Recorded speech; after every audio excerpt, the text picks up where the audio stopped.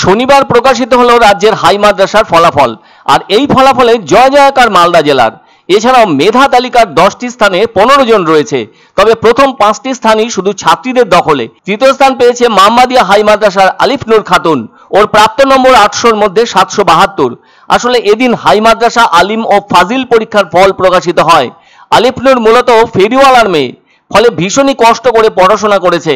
মেধা ভালো থাকায় রাজ্যের ভেতর হাই মাদ্রাসার ফল ঘোষণার পর তৃতীয় স্থান পেয়েছে ও।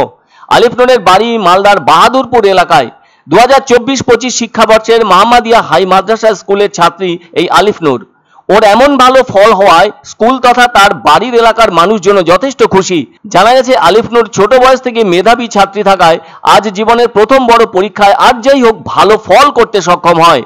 পড়াশোনার পাশাপাশি তার সেরকম অন্য কোনো বিষয়ে আগ্রহ নেই, তবে পড়াশোনায় ওর ধ্যান জ্ঞান হিসেবে আছে।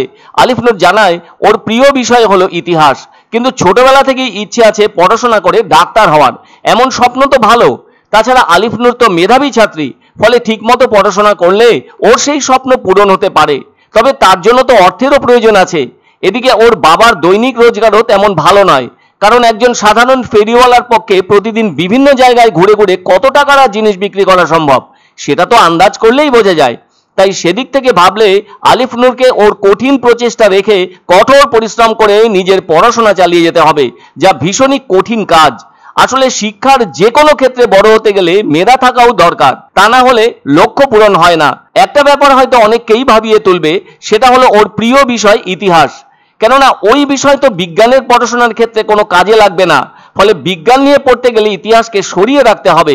যদিও আলিফ নূর খাতুনের যা রেজাল্ট হয়েছে তাতে এভাবে নিজেকে ধরে রাখতে পারলে ডাক্তার হওয়ার ক্ষেত্রে অনেকটা উৎসাহিত হতে পারবে সে, এমনটা মনে করছেন স্কুল কর্তৃপক্ষ থেকে শুরু করে ওর পরিবারের লোকজনেরাও।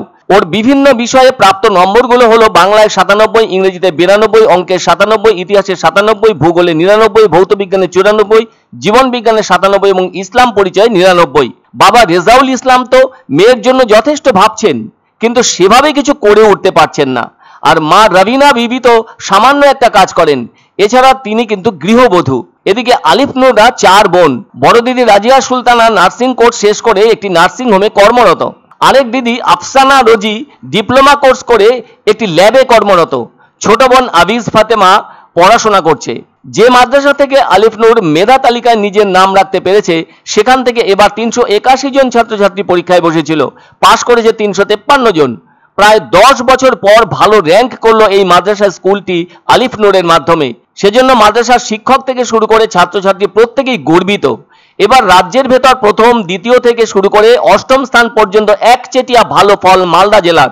রাজ্যের যুগ্ম প্রথম হয়েছে মালদার 2টি স্কুলের 2 ছাত্রী ফাহমিদা ইয়াসমিন এবং শাহিদা পারভিন। দুজনেই 800-র মধ্যে পেয়েছে 780 নম্বর করে।